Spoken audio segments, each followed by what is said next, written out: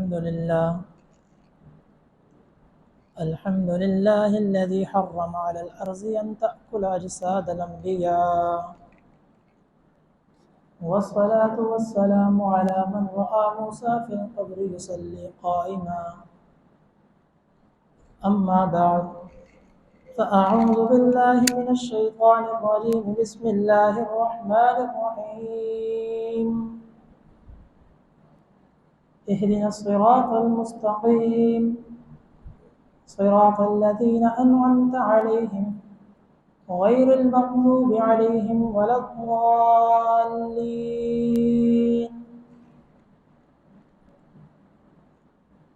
عن عبد الله بن عمرو رضي الله تعالى عنه قال: قال رسول الله صلى الله عليه وسلم: تفترق أمتي على 73 ملة كلهم في النار إلا ملة واحدة. قالوا: ومن هي يا رسول الله صلى الله عليه وسلم؟ قال: ما أنا عليه وأصحابي، أو كما قال عليه الصلاة والسلام. صدق الله وصدق رسوله النبي الكريم. اللهم صل على محمد وعلى آل محمد كما صليت على إبراهيم وعلى آل إبراهيم إنك حميد مجيد. اللهم بارك على محمد وعلى آل محمد كما باركت على إبراهيم وعلى آل إبراهيم إنك حميد مجيد.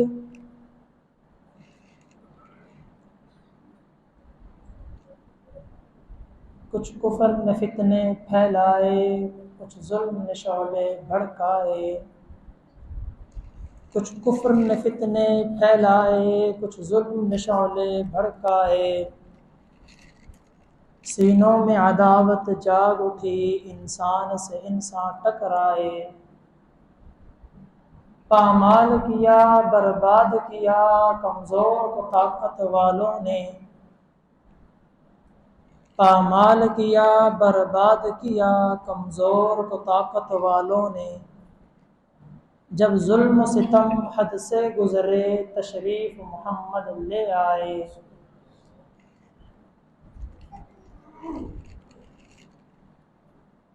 آپ کی اس وقار اسلم کالونی میں یہ پروقار بارونق محفل مجلس سیرت النبی صلی اللہ علیہ وسلم کورس کے حوالے سے جو منعقد کی گئی ہے، ہماری آج کی یہ 5ویں نشست ہے. مختلف عنوانات پر، مختلف موضوعات پر مختلف حضرات سے آپ گفتگو سماعت فرما چکے ہیں. جو عنوان مجھے دیا گیا ہے وہ ہے تعلیمات پیغمبر کی روشنی میں راہ نجات کیا ہے. فتنوں کا زمانہ ہے، پرفتن دور ہے. ایمان کو بچا کر قبر تک لے کے جانا انتہائی مشکل ہے.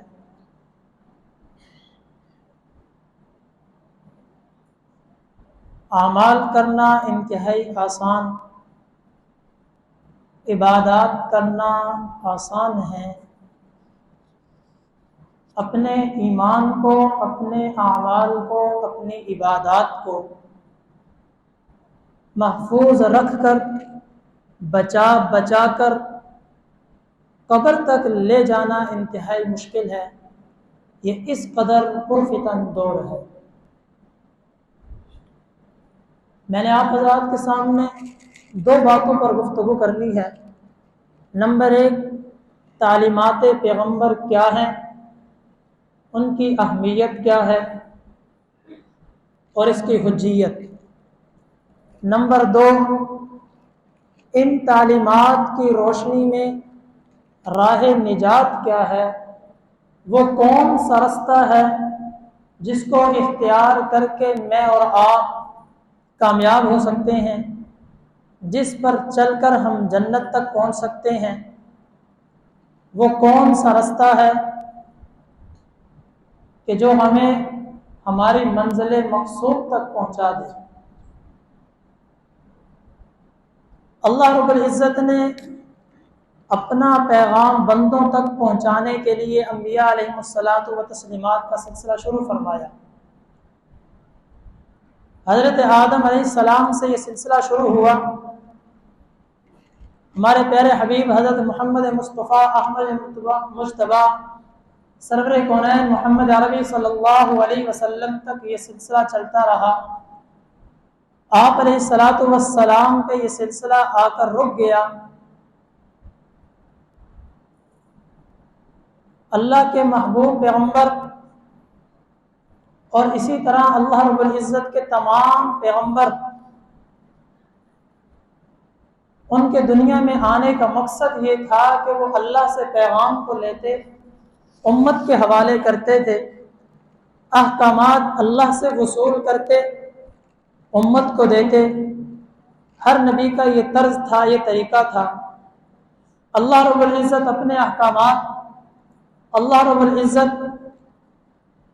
اپنے پیغمبر کو عطا فرماتے، وہ پیغمبر احکامات اپنی امت کو دیتا۔ ہمارے پیارے حبیب صلی اللہ علیہ وسلم حضرت محمد مصطفیٰ احمد مجتبیٰ سرور کونین محمد عربی صلی اللہ علیہ وسلم بھی احکامات اللہ سے لیتے، امت کو دیتے ہیں۔ نبی امت اور اللہ کے درمیان ایک واسطہ ہے کہ جو احکامات اللہ سے وصول کرتے اور امت کو دیتے۔ اللہ رب العزت جو احکامات اپنے پیغمبر کو عطا فرماتے ہیں، وہ بھی اس کی بھی دو صورتیں ہیں۔ نمبر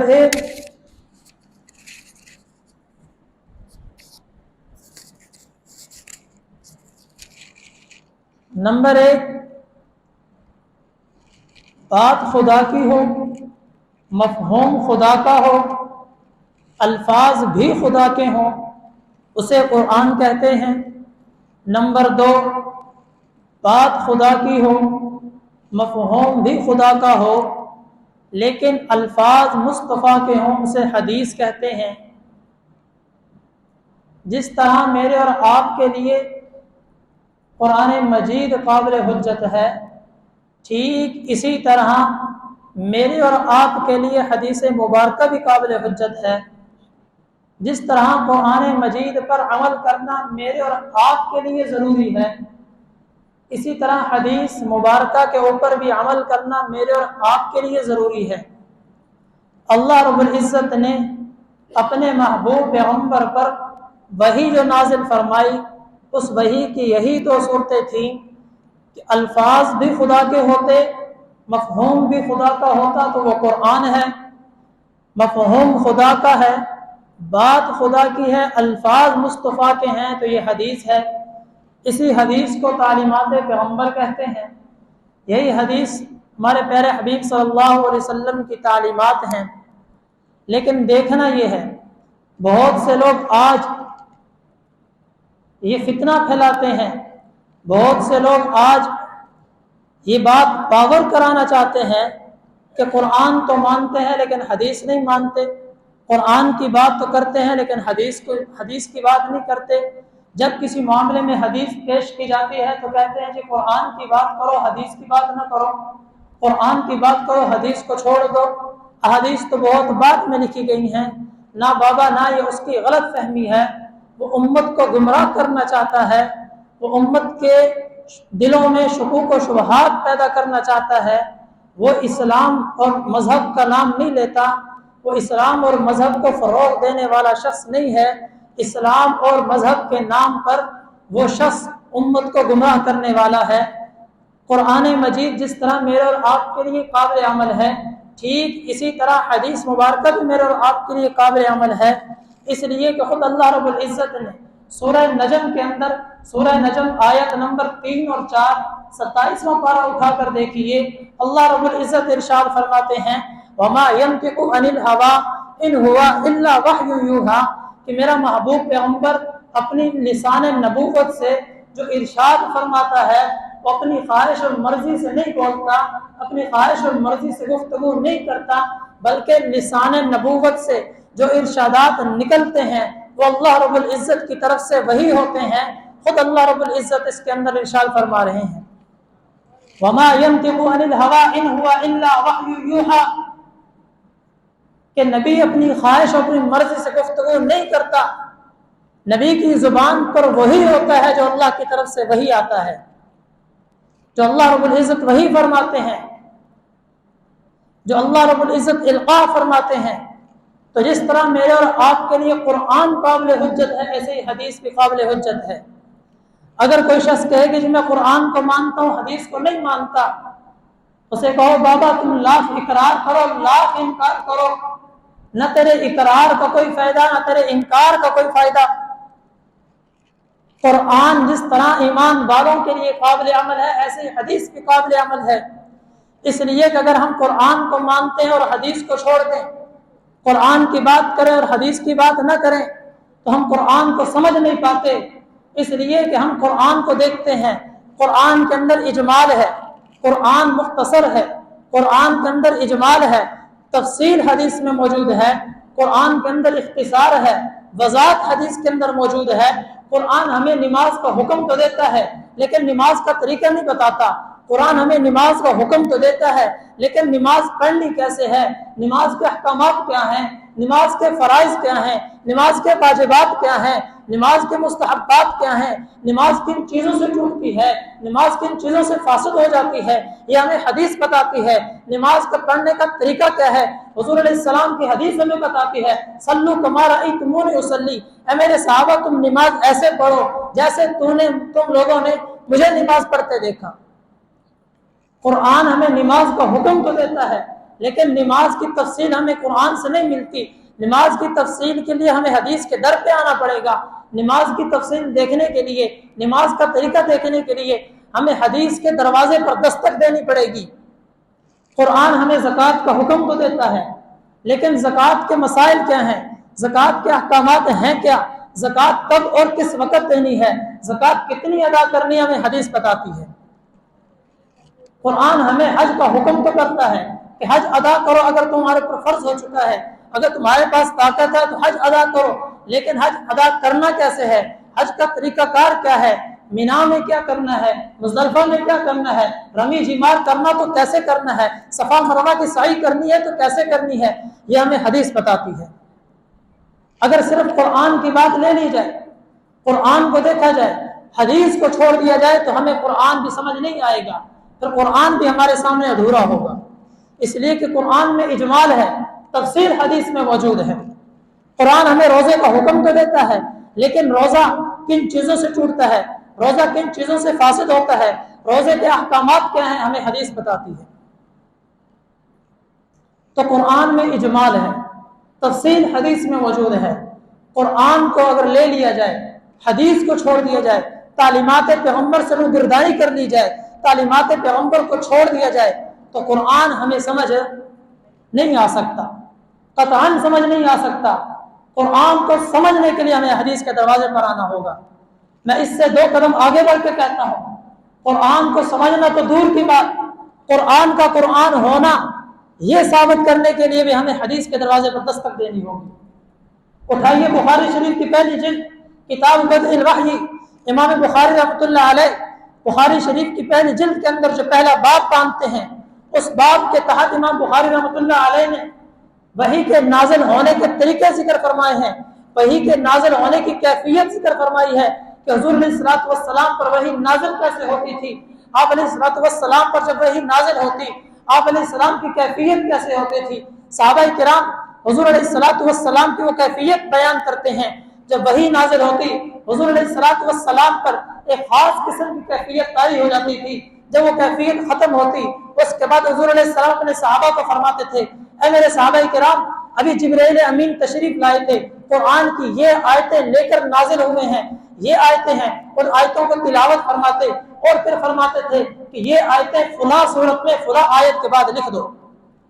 ये जो आप इस्लाम फरमा रहे हैं ابھی جبرائیل امین تشریف لائے تھے، یہ آیتیں لے کر تشریف لائے تھے، یہ آیتیں نازل ہوئی ہیں، اور یہ آیتیں فلاں سورت میں فلاں آیت کے بعد لکھ دو، یہ قرآن تو نہیں تھا، یہ حدیث تھی، یہ لسان نبوت سے نکلنے والے ارشادات، یہ حدیث ہے۔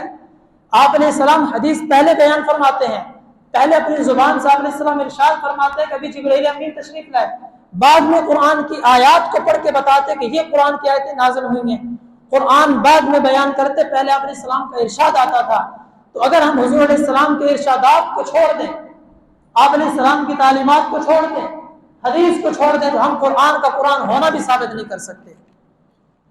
تو حدیث کی حجیت حدیث میرے اور آپ کے لیے قابل عمل ہے، حدیث میرے اور آپ کے لیے قابل حجت ہے۔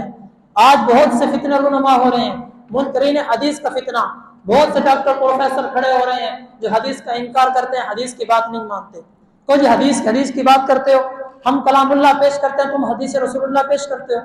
ہم قرآن کی بات کرتے ہیں، اللہ پاک فرما رہے ہیں اپنے پیارے محبوب پیغمبر کو، ان علیک الا البلاغ، ان علیک الا البلاغ، اے محبوب پیغمبر آپ کے ذمہ صرف پہنچانا ہے، حضور علیہ السلام کے ذمہ صرف پہنچانا تھا۔ ہم کہتے ہیں تم نے قرآن کی ایک آیت پڑھی ہے، قرآن کی باقی آیتیں کیوں نہیں پڑھتے؟ لِتُبَيِّنَ لِلنَّاسِ مَا نُزِّلَ إِلَيْهِمْ وَلَعَلَّهُمْ يَتَفَكَّرُونَ۔ اللہ پاک اپنے محبوب پیغمبر کو فرما رہے ہیں کہ قرآن کی آیتیں کھول کھول کر ان کے سامنے بیان کرو تاکہ یہ غور و فکر کریں۔ تو قرآن جس طرح ہمارے لیے قابل عمل ہے، قابل حجت ہے، ٹھیک اسی طرح ہمارے پیارے حبیب صلی اللہ علیہ وسلم کی حدیث بھی ہمارے لیے قابل عمل ہے۔ یہ بات ہم ان کی مان لیتے کہ ٹھیک ہے، ہم مان لیتے ہیں کہ اللہ کا قرآن ہی کافی ہے، حدیث کی ضرورت نہیں ہے، لیکن جب ہم قرآن کو پڑھتے ہیں، جب ہم قرآن کو دیکھتے ہیں تو قرآن خود اعلان کرتا ہے۔ آپ اٹھائیے سورہ نساء آیت نمبر 59 1 کم 60، اللہ رب العزت ارشاد فرماتے ہیں یا ایھا الذین آمنوا اطیعوا اللہ واطیعوا الرسول واولی الامر منکم، اے ایمان والو تم اللہ کی اطاعت کرو اور اللہ کے رسول کی اطاعت کرو اور اولو الامر کی اطاعت کرو۔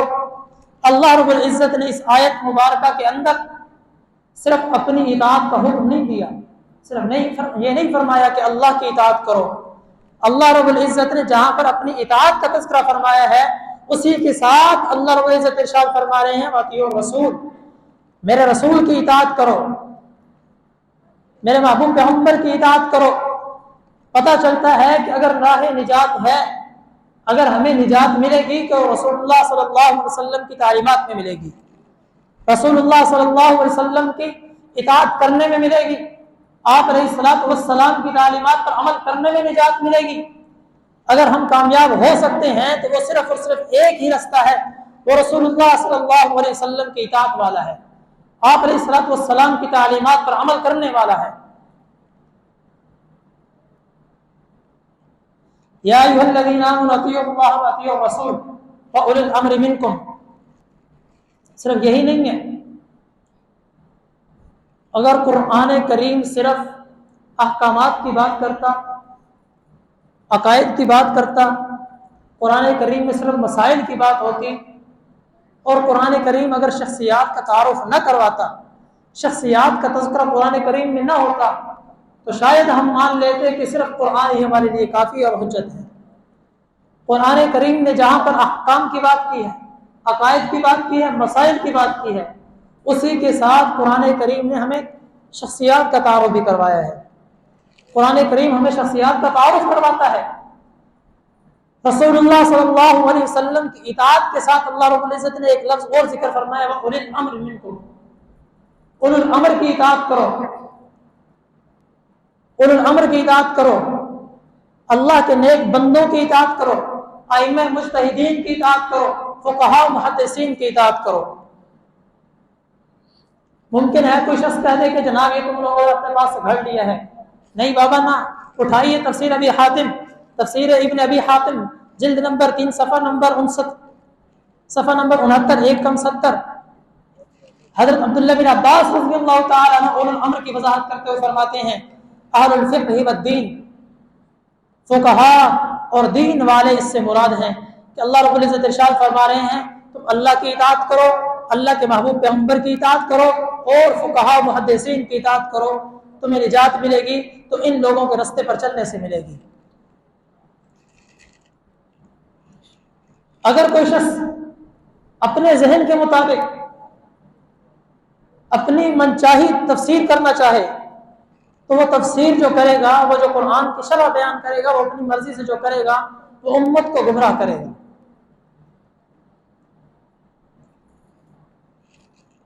आगे चल के मैं इंशाल्लाह बात करूंगा।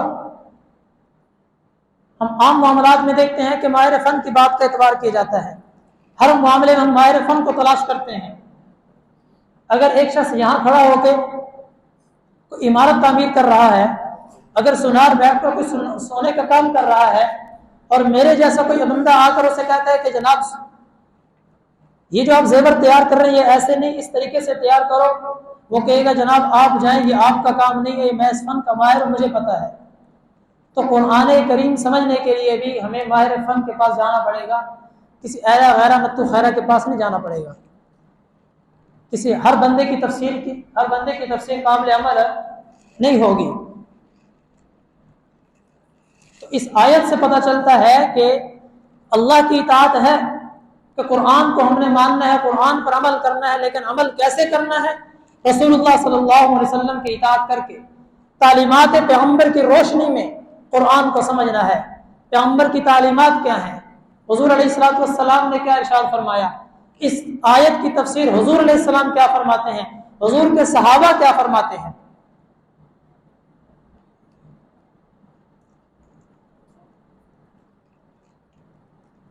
हज़रत अब्दुल्लाह बिन अमर रज़ी अल्लाह तआला अन्हु फरमाते हैं, तिरमिज़ी शरीफ की रिवायत है, बाब मा जा फी इफ्तराक़िल उम्मती, इस बाब के अंदर इमाम तिरमिज़ी रहमतुल्लाह अलैह इस बाब के साथ ये हदीस जिक्र करते हैं। हज़रत अब्दुल्लाह बिन अमर रज़ी अल्लाह तआला अन्हु इरशाद फरमाते हैं, नबी अलैहिस्सलातु वस्सलाम ने इरशाद फरमाया, तफ्तरिक़ु उम्मती अला 73 मिल्लतन कुल्लुहुम फिन्नार इल्ला मिल्लतन वाहिदा, क़ालू मन हिया या रसूलल्लाह, क़ाल मा अना अलैहि व अस्हाबी। नबी अलैहिस्सलाम ने इरशाद फरमाया कि कुर्ब क़यामत ऐसे फितने आएंगे कि मेरी उम्मत में 73 फिरके, पहली उम्मतों में 72 फिरके थे, मेरी उम्मत में 73 फिरके बनेंगे, तमाम के तमाम जहन्नुम में जाएंगे, सिर्फ एक फिरका होगा जो जन्नत में जाएगा, एक फिरका होगा जो राह निजात पे चलने वाला होगा, एक फिरका होगा जो मा अना अलैहि व अस्हाबी के ऊपर चलने वाला होगा, वो फिरका कामयाब होगा, वो जन्नत वाला होगा। जब सहाबा ने अपने से पूछा कि वो फिरका कौन सा है, तो आपने सलाम ने तफसील बयान फरमाई, मा अना अलैहि व अस्हाबी, मा अना अलैहि व अस्हाबी। मैं इसका तर्जुमा ये करता हूँ कि हदीस मेरी लेगा, शरह मेरे सहाबी से लेगा, वो फिरका कामयाब होगा, वो फिरका कामयाब होगा, वो जमात, वो गिरोह कामयाब होगी जो हदीस मेरी लेगा, शरह मेरे सहाबी से लेगा, जो हदीस मेरी लेगा, शरह अपनी नहीं करेगा, अपनी मनचाही शरह नहीं करेगा, अपनी मर्जी के मुताबिक अपनी मन घड़त तफसील बयान नहीं करेगा, शरह वो करेगा जो सहाबी करता है, जो मेरे सहाबी ने की है। अगर आप अलैहिस्सलातु वस्सलाम के सहाबा भी काबिल अमल ना होते, काबिल हुज्जत ना होते, काबिल तकलीद ना होते, मेरे और आपके लिए राह निजात ना होते, तो आप अलैहिस्सलाम सिर्फ फरमा देते मा अना अलैहि,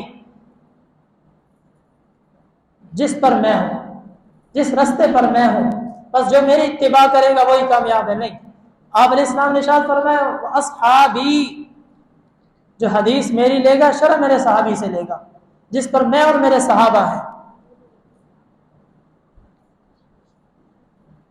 बहुत से हज़रात इस हदीस के ऊपर एतराज़ करते हैं कि जनाब ये हदीस ठीक नहीं है, ये हदीस ज़ईफ़ है, ये हदीस कमज़ोर है।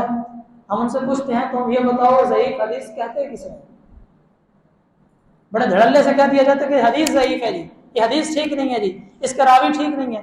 बाबा नफ्स से हदीस ठीक होती है, हदीस के रावियों में अगर कोई मसला होता है फिर उसके ऊपर हुक्म लगाया जाता है, लेकिन हम उनसे पूछते हैं कि हदीस ज़ईफ़ का मतलब क्या है। ज़ईफ़ हदीस का भी हुक्म ये होता है कि अगर उस हदीस के 2-4 तुरुक और मिल जाएं, 2-4 सनदें और मिल जाएं, तो वो हदीस पे हसन दर्जे की होती है।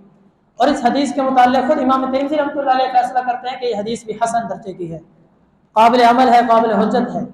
मुहद्दिसीन ने इस हदीस को लिया है, इस हदीस पर अमल करते हैं। अच्छा, फिर जनाब वाले का एतराज़ और होता है,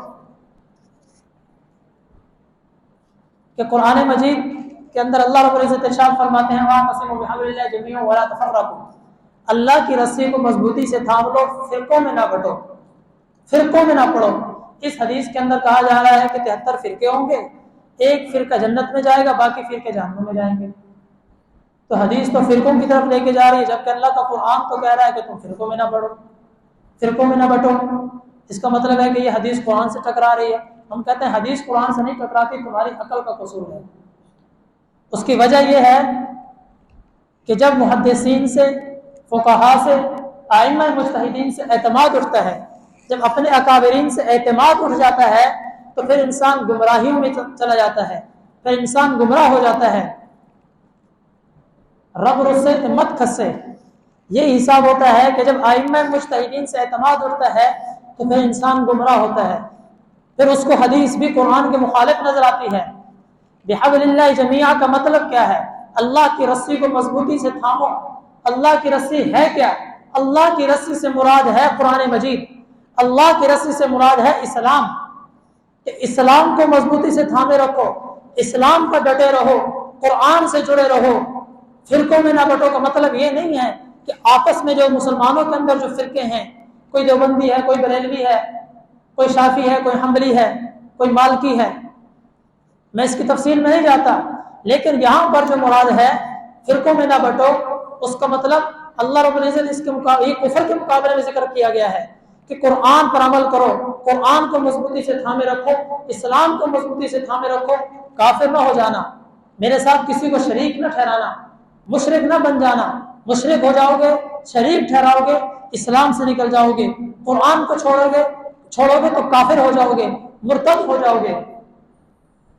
تو فرقوں سے مراد وہ نہیں ہے جو 73 فرقوں والی جو حدیث ہے، آپ علیہ الصلوۃ والسلام نے جو فرقوں کی تفصیل بیان فرمائی ہے، یہ کوئی کافروں کے فرقے نہیں ہیں، یہ مسلمانوں کے ہوں گے جو صرف اور صرف راہ نجات سے ہٹے ہوئے ہیں، کافر نہیں ہیں، مسلمان ہیں، مومن ہیں، لیکن راہ نجات سے ہٹے ہیں، اپنی سزا بھگتنے کے بعد جنت میں داخل ہوں گے۔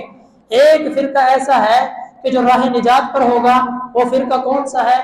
ما انا علیہ واصحابی والا، کہ جو صحابہ کے جو حدیث نبی علیہ السلام سے لے گا، حدیث پیغمبر کی لے گا، حدیث رسول اللہ کی لے گا، شرع صحابی سے لے گا، کہ وہ حدیث رسول اللہ صلی اللہ علیہ وسلم کی روشنی میں صحابہ کرام کی حجیت کا بھی انکار نہیں کرے گا۔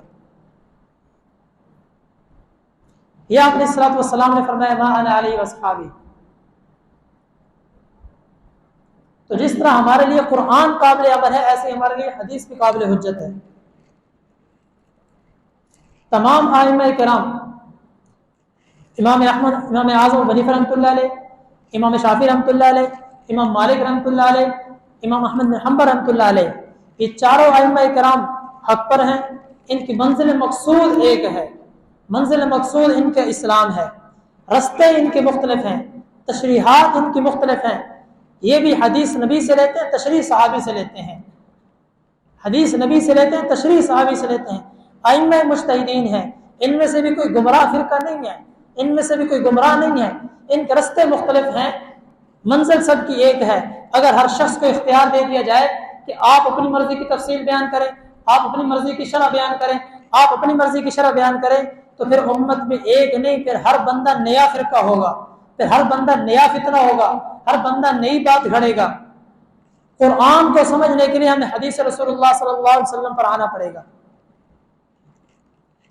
جب یہ آیت نازل ہوئی کلوا واشربوا حتى يتبين لكم الخيط الابيض من الخيط الاسود حتى يتبين لكم الخيط الابيض من الخيط الاسود من الفجر، تم کھاتے پیتے رہو، کھاؤ پیو یہاں تک جب تک کہ سفید دھاگا سیاہ دھاگے سے جدا نہ ہو جائے۔ جب یہ آیت نازل ہوئی، حضرت عدی بن حاتم رضی اللہ تعالیٰ عنہ رسول اللہ صلی اللہ علیہ وسلم کے صحابی ہیں، وہ گھر گئے، انہوں نے 2 رسیاں لی، ایک کالی اور ایک سفید، ایک سیاہ اور ایک سفید، اپنے تکیے کے نیچے رکھی اور سو گئے۔ تھوڑی دیر کے بعد اٹھتے ہیں، تکیے اٹھا کے دیکھتے ہیں کہ کالی رسی سیاہ رسی سفید رسی سے جدا ہوئی ہے کہ نہیں ہوئی، تو جدا نہیں ہو رہی، کہاں جدا ہوتی؟ پھر سو جاتے ہیں، پھر دیکھتے ہیں، پھر سو جاتے ہیں، رسی جدا نہیں ہوئی۔ ماجرا یوں چلتا رہا، صبح کی اذان ہوئی، جب صبح نبی علیہ السلام کے مجلس میں حاضر ہوئے، آپ علیہ السلام سے عرض کرنے لگے، یا رسول اللہ صلی اللہ علیہ وسلم، قرآن کی یہ آیت نازل ہوئی ہے اور میں نے تو سیاہ اور سفید رسی اپنے تکیے کے نیچے رکھی ہے، میں دیکھتا رہا کہ وہ تو جدا نہیں ہوئی، اور اللہ کا قرآن کہہ رہا ہے جب تک جدا نہ ہو کھاتے پیتے رہو۔ آپ علیہ السلام مسکرائے اور فرمایا کہ اے عدی بن حاتم، تیرا تکیہ تو بہت بڑا ہے کہ جس کے تکیے کے نیچے رات اور دن سما گئے ہیں۔ اس سے مراد سیاہ اور سفید رسی سے مراد یہ نہیں ہے جو تیرے پاس رسی ہے، اس سے مراد یہ ہے کہ جب رات کی تاریکی صبح کے اجالے سے جدا نہ ہو جائے، صبح کا اجالا رات کی تاریکی سے جدا نہ ہو جائے، جب تک فجر طلوع نہ ہو جائے، جب تک فجر کا وقت شروع نہ ہو جائے، اس وقت تک کھاتے پیتے رہو۔ صحابی رسول ہیں، نقطے کی بات سمجھیے گا جو میں عرض کرنا چاہتا ہوں، صحابی رسول ہیں، اہل عرب ہیں، عدی بن حاتم رضی اللہ تعالیٰ عنہ مشہور حاتم طائی کے بیٹے ہیں، حضور علیہ السلام کے صحابی ہیں، آپ علیہ السلام وہاں پر موجود ہیں، قرآن اہل عرب ہیں، عربی جانتے ہیں، فصیح و بلیغ ہیں، فصیح و بلیغ اللسان ہیں، لیکن قرآن کے سمجھنے میں ان کو بھی خطا ہوئی۔ اور آج کا کوئی انجینئر اٹھے، آج کا کوئی پروفیسر اٹھے اور کہے کہ جناب صحابہ قابل عمل نہیں ہے، قرآن کی تشریح وہ جو میں بیان کرتا ہوں، حدیث کا انکار کر دے منکرین حدیث اٹھے، بہت سے پروفیسر آج کل کھڑے ہوئے ہیں سوشل میڈیا کے اوپر جو حدیثوں کا انکار کر دیتے ہیں کہ جی حدیث قابل عمل نہیں ہے، بہت بعد میں لکھی گئی ہے، کب لکھی گئی ہے اس کی تفصیل ہے، وہ انشاءاللہ پھر کبھی صحیح کہ حدیث کب لکھی گئی اور کیسے لکھی گئی اور حدیث کیسے قابل عمل قابل حجت ہوتی ہیں۔ صحابی کو بھی قرآن سمجھنے کے لیے نبی علیہ السلام کی تشریح کی ضرورت پڑی ہے، تو میرے اور آپ کے لیے قرآن سمجھنے کے لیے ہمیں بھی حضور علیہ السلام کی تعلیمات کی ضرورت ہے۔ اگر کامیابی چاہتے ہیں تو پھر تعلیمات پیغمبر کو اپنانا ہوگا، احادیث کے در پہ آنا ہوگا، احادیث کے دروازوں پر دستک دینی ہوگی، ائمہ مجتہدین کے دروازوں پر آنا ہوگا کہ جنہوں نے صحابہ کی شاگردی اختیار کر کے حدیث کو سمجھا اور پڑھا ہے۔ اسی سے متعلق خود حضرت علی رضی اللہ تعالیٰ عنہ نبی علیہ السلام سے پوچھا، یا رسول اللہ صلی اللہ علیہ وسلم، ان نزل بنا امر لیس فیہ بیان امر ولا نہی فما تأمرنا، یا رسول اللہ اگر کوئی ایسا معاملہ پیش آ جائے کہ جس کی وضاحت ہمارے سامنے موجود نہ ہو، آپ نے ارشاد فرمایا ہو، قرآن میں موجود ہو لیکن اس کی تفصیل نہ ہو، اس کی وضاحت نہ ہو، ہمیں سمجھ نہ آ رہی ہو کہ اس کی تفصیل کیا ہے، اس میں حکم کیا ہے، اس میں نواہی کیا ہے، فما تأمرون، آپ ہمیں کیا ارشاد فرماتے ہیں، کیا حکم دیتے ہیں؟ آپ علیہ السلام نے ارشاد فرمایا، تشاورون الفقهاء والعابدین ولا تمضوا فی رأی خاصۃ، اس معاملے میں فقہا سے اللہ کے نیک لوگوں سے مشاورت کرو، ان کی رائے دیکھو کہ وہ اس معاملے میں کیا رائے رکھتے ہیں، اپنی رائے سے فیصلہ نہ کرنا، کسی ایک رائے سے فیصلہ نہ کرنا، تشاورون الفقهاء والعابدین۔ آپ علیہ السلام بھی فقہا کی طرف متوجہ فرما رہے ہیں، صحابہ کرام میں بھی بڑے بڑے فقہا تھے، صحابہ کرام میں بھی مجتہدین تھے، وہ انشاءاللہ آگے حدیث آ رہی ہیں میں بیان کروں گا۔ تو ہمیں آج کل صف بیزاری کا ایک فتنہ کھڑا ہوا ہے کہ امت کو محدثین سے جدا کر دو، کہ تم باب شابوں کو چھوڑو، قرآن کی بات کرو، یہ باب شابے کچھ نہیں ہے۔ ہر باب شابے کی ہم بھی بات نہیں کرتے، لیکن ائمہ مجتہدین کی ہم بات کرتے ہیں جن کا حدیث میں حکم دیا گیا ہے، قرآن جن کی طرف لے کے جاتا ہے۔ آئیے قرآن مجید کے اندر آمنے سے ہر بندہ تلاوت کرتا ہے، اہدنا الصراط المستقیم صراط الذین انعمت علیہم، انشاءاللہ یہ بات کر کے ختم کرتا ہوں، اہدنا الصراط المستقیم۔ آمنے سے ہر بندہ 5 وقت نماز پڑھتا ہے، نماز کے اندر ہم اللہ سے ہدایت کی دعا مانگتے ہیں کہ یا اللہ آپ ہمیں ہدایت نصیب فرمائیے، اہدنا الصراط المستقیم، صراط مستقیم پر چلائیے، راہ نجات پر چلائیے۔ وہ راہ نجات ہے کیا، اس کے علامات کیا ہیں؟ اللہ رب العزت ارشاد فرماتے ہیں صراط الذین انعمت علیہم، راہ نجات وہ ہے کہ جن کے اوپر اللہ نے انعام نازل فرمایا، وہ انعام یافتہ لوگوں کا رستہ ہے۔ صراط مستقیم کون سا رستہ ہے؟ صراط مستقیم کیا ہے؟ وہ نیک لوگوں کا، انعام یافتہ لوگوں کا رستہ ہے۔ सिरात अल्लज़ीना अनअमता अलैहिम। अब वो इनाम याफ्ता लोग कौन है?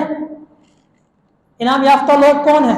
खुद अल्लाह रब्बुल इज्जत ने इसकी तफसील अल्लाह रब्बुल इज्जत ने कुरान मजीद के अंदर बयान फरमाई। सूरह निसा आयत नंबर 69 1 अल्लाह पाक इरशाद फरमा रहे हैं, वमन युतिइल्लाह व रसूल फउलाइका अल्लज़ीना अनअमल्लाहु अलैहिम मिनन नबिय्यीन वस्सिद्दीकीन वश्शुहदा वस्सालिहीन व हसन उलाइका रफीका।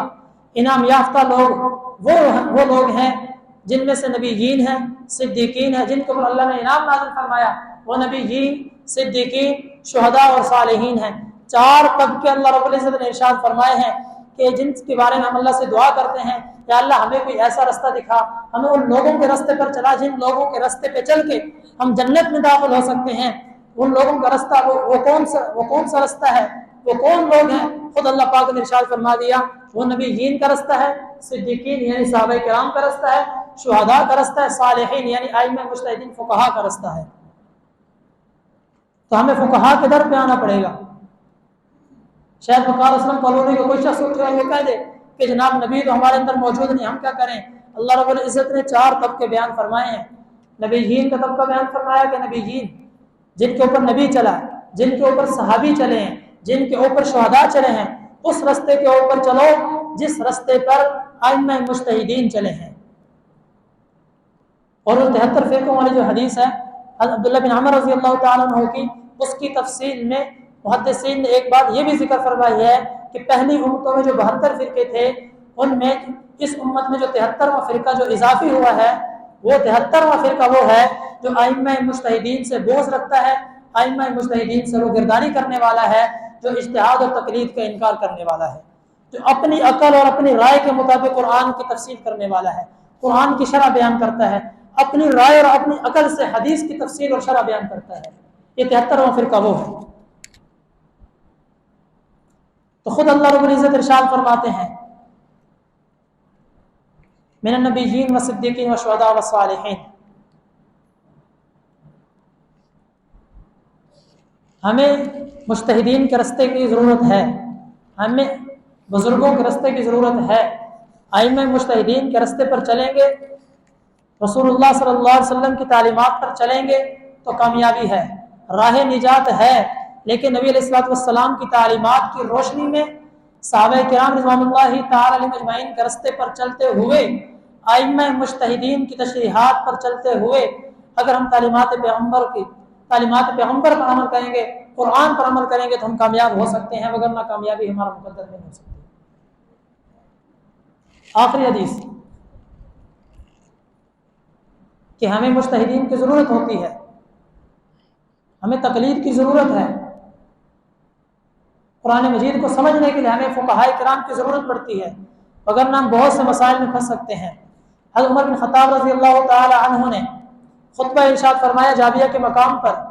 हज़रत उमर रज़ी अल्लाह तआला अन्हु ने इरशाद फरमाया, अल्लाह रब्बुल इज़्ज़त की हम्द सना करने के बाद फरमाते हैं, मन अहब्बा अन यसअल अनिल कुरान फलयअति उबय बिन कअब वमन अहब्बा अन यसअल अनिल वमन अहब्बा अन यसअल अनिल फराइज़ फलयअति ज़ैद बिन साबित रज़ी अल्लाह तआला अन्हु वमन अहब्बा अन यसअल अनिल फ़िक़्ह फलयअति मुआज़ बिन जबल रज़ी अल्लाह तआला अन्हु वमन अहब्बा अन यसअल अनिल माल फलयअतिनी। इसलिए कि इन्नल्लाह जअलनी खाज़िनन व क़ासिमन। हज़रत उमर बिन ख़त्ताब रज़ी अल्लाह तआला अन्हु इरशाद फरमा रहे हैं, अगर किसी शख्स को कुरान समझना है तो हज़रत उबय बिन कअब के पास जाए जिसने कुरान पढ़ना है, इसलिए कि वो कुरान के कारी हैं, वो कुरान के माहिर हैं। हर फन में माहिर फन का एतबार होता है, साहिब फन की बात मानी जाती है। कुरान पढ़ना है, कुरान सीखना है। हज़रत उमर बिन ख़त्ताब फरमा रहे हैं, सहाबी रसूल है, खलीफा दोम है, कुरान पढ़ना है तो उबय बिन कअब रज़ी अल्लाह तआला के पास जाओ। अगर तुम्हें फ़राइज़ मिरास का इल्म सीखना है तो तुम्हें जनाब वाला ज़ैद बिन साबित रज़ी अल्लाह तआला के पास जाना पड़ेगा। और अगर तुम में कोई शख्स चाहता है कि वो फ़िक़्ह सीखे, फ़िक़्ह के मसाइल सीखे, तो उसे चाहिए कि वो मुआज़ बिन जबल रज़ी अल्लाह तआला के पास आए, इसलिए कि ये मुज्तहिद थे और आप अलैहिस्सलातु वस्सलाम ने इनके लिए दुआ फरमाई थी। और जो शख्स माल के मुताल्लिक़ कोई बात पूछना चाहता है तो वो मेरे पास आए, इसलिए कि अल्लाह रब्बुल इज़्ज़त ने मुझे खजानची बनाया है, मुझे तकसीम करने वाला बनाया है, मैं कासिम हूँ। तो पता चलता है हज़रत उमर बिन ख़त्ताब रज़ी अल्लाह तआला अन्हु के इस खुतबे से भी کہ ہمیں ماہر فن کی ضرورت پڑتی ہے، تو قرآن سمجھنے کے لیے بھی ماہر فن کی ضرورت ہے، قرآن سمجھنے کے لیے بھی ماہر فن کی ضرورت پڑتی ہے۔ آج کل یہ فتنہ بہت زیادہ رونما ہو رہا ہے سوشل میڈیا کے اوپر، صرف اور صرف یہ اس لیے کہ امت کو علماء سے دور کر دو، امت کو محدثین سے دور کر دو، امت کو ائمہ مجتہدین سے دور کر دو، صحابہ پر اٹیک کرنا آسان ہو جائے گا۔ اگر ہم چاہتے ہیں کہ صحابہ محفوظ ہو جائیں، اگر ہم چاہتے ہیں کہ رسول اللہ صلی اللہ علیہ وسلم کی ذات محفوظ رہے، تو پھر امت کو علماء پر روک دو۔ اگر ہم چاہتے ہیں کہ صحابہ محفوظ رہیں، صحابہ کو کوئی اعتراض نہ کرے، صحابہ کی تشریحات پر اعتراض نہ کرے، پھر ہمیں امت کو ائمہ مجتہدین کو پر روکنا ہوگا۔ اگر امت کو علماء سے بدظن کر دیا جائے، مجتہدین سے بدظن کر دیا جائے، علماء اور فقہاء سے دور کر دیا جائے، پھر جس فتنے میں چاہے اس کو لے جاؤ۔ آج یہ فتنہ کھڑا ہوا ہے، ہمیں اس فتنے کا خود بھی تعاقب کرنا ہے، اس فتنے کو خود بھی پہچاننا ہے، اپنی نسل کو بھی اس فتنے سے بچانا ہے، خود بھی اس فتنے سے بچنا ہے، اپنی آنے والے نسلوں کو بچانا ہے، اپنے آنے والے نوجوان نسل کو بچانا ہے۔ سکول کالجوں کے اندر آج کل یہ فتنہ بہت زیادہ پھیل رہا ہے، اس لیے ہمیں علماء کی محفل میں بیٹھنا ہوگا، علماء کے پاس آنا ہوگا، علماء کے پاس بیٹھ کر ان فتنوں کے متعلق ہمیں جانکاری لینی ہوگی۔ اللہ رب العزت سے دعا ہے کہ اللہ پاک ہمیں رسول اللہ صلی اللہ علیہ وسلم کی تعلیمات پر عمل کرنے کی توفیق نصیب فرمائے، راہ نجات کو سمجھ کر دیکھ کر اس پر چلنے کی توفیق نصیب فرمائے۔ وآخر دعوانا ان الحمد للہ رب العالمین۔